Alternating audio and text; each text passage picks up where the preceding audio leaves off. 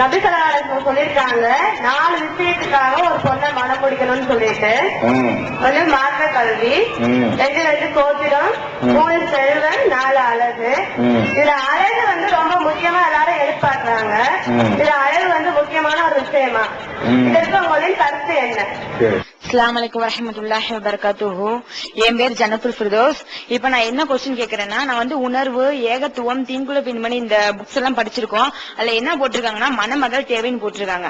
போட்டு நல்லா படிச்சு இருக்கணும், இன்னும் அழகா இருக்கணும், கலரா இருக்கணும்னு கேக்குறாங்க.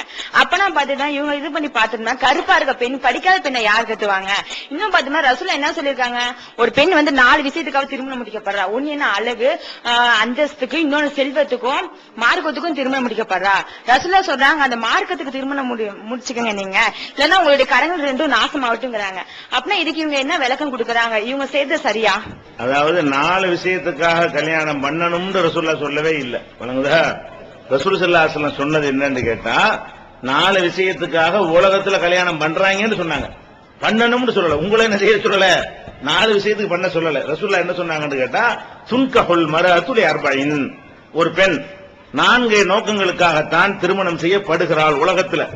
உலகத்துல இப்படி நடக்குதுன்னு நடப்ப சொன்னாங்க. எதுக்கெல்லாம் கல்யாணம் பண்றான்? லி மாலிகா, அவரிடத்துல இருக்கிற செல்வத்திற்காக வேண்டி கல்யாணம் பண்றான். ஒலி ஜமாலிகா, அவருடைய அழகுக்காக வேண்டி என்ன செய்யறான், கல்யாணம் பண்றான். ஒலி ஹசபிகா அல்லது ஒலி நசபிகா, அவருடைய பாரம்பரியம், ராயல் ஃபேமிலி, அந்த மாதிரியான ஒரு நோக்கத்திற்காக என்ன செய்யறான், கல்யாணம் பண்றான். ஒலி தீனிகா, அவருடைய தீனுக்காக வேண்டி, தொழுகை, இபாதத்து, நல்ல பண்பு, பழக்க வழக்கம், கல்விக்காக வரல, தீனுக்காக. கல்வி வேற, தீன் வேற. எத்தனை பேர் கல்வி கற்று தீனை பேணாம இருப்பாங்க, எத்தனை பேர் கல்வி இருக்காது, ஒழுங்கா தொழுகை, போக்குவரத்து எல்லாம் கரெக்டா இருப்பாங்க.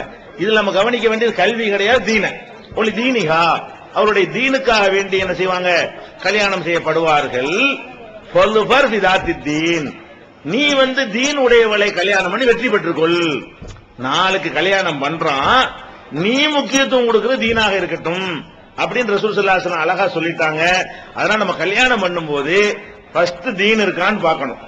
அதுக்கப்புறம் தீனோட அழகு வந்துச்சுன்னா அல்ஹம்துலில்லாஹ். சொல்லுங்கதா, பருத்தி புடவையா காய்ச்சிமாங்கல்ல, அந்த மாதிரி இருக்கு. பருத்தி பஞ்சா காய்க்கிறது பதிலா புடவையா காய்ச்சிட்டோம்னா ஈஸி தானே. ஏன்னா அதோட சேர்ந்து அழகு வந்துச்சா வச்சிக்க, மார்க்கத்தோட சேர்ந்து காசு வந்துச்சா வச்சிக்க, பிரச்சனை இல்ல. மார்க்கத்தோட சேர்ந்து நல்ல ராயல் ஃபேமிலியா இருக்குதா, அதுக்காண்டி தவிர்க்க கூடாது. அதாவது என்ன செய்யறோம், ஒரு பெண் இருக்கு, நல்ல தீனு, தொழுகை, இதெல்லாம் இருக்குது. ஆனா பணக்கார வேணாம் எனக்கு சொல்ல முடியுமா? தீன் இருந்தா மத்த வந்துட்டு போகுது.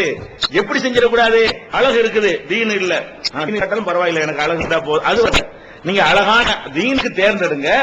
தீனோட சேர்ந்து காசோ, தீனோட சேர்ந்து பாரம்பரியமோ, தீனோட சேர்ந்து அழகோ